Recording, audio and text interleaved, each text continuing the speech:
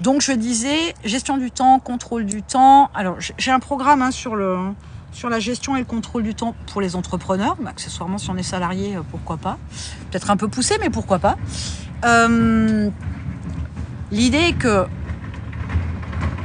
on a cette faculté, alors c'est pas une faculté, pardon. On a ce mode de fonctionnement dans notre petit cerveau d'être humain qui dit que si on alloue 7 heures de travail à une journée, par exemple, dans son entreprise, pour son entreprise, non, dans son entreprise, c'est mieux, on va occuper les 7 heures. Si on détermine qu'on doit travailler 10 heures, on va occuper ces 10 heures-là. Et la gestion et le contrôle du temps, on est sur une approche où, justement, on utilise le temps de manière intelligente et on ne le dépense pas ce temps inutilement. L'idée étant que le temps est une ressource précieuse.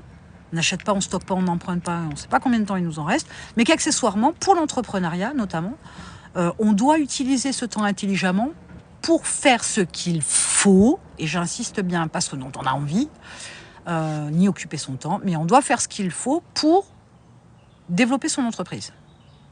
Et c'est en cela que c'est un rapport important, c'est qu'on s'aperçoit, et je le disais précédemment, alors je ne vais pas dire 100% des cas, ce serait mentir, parce que ce serait une généralité qui n'existe pas, et c'est un biais de réflexion du cerveau, mais le truc c'est qu'il y a plein de choses qu'on fait qui sont inutiles pour le développement d'une entreprise. Mais alors plein.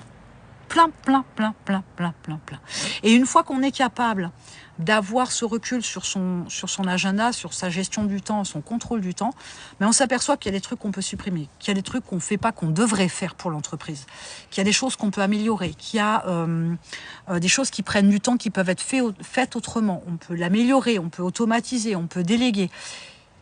Mais il faut savoir prendre du recul sur le sujet. Et c'est pas quelque chose de si facile, et c'est pas quelque chose d'aussi simple, et c'est pas quelque chose qui est inné. Il y a des gens qui pensent qu'ils savent gérer leur temps, ils l'ont toujours su, en partie. Mais la gestion du temps, c'est une vraie compétence pour un entrepreneur, et ça nécessite de se plonger dedans pour apprendre à gérer et contrôler son temps. Gérer et contrôler cette ressource temps. Ça, c'est non négligeable.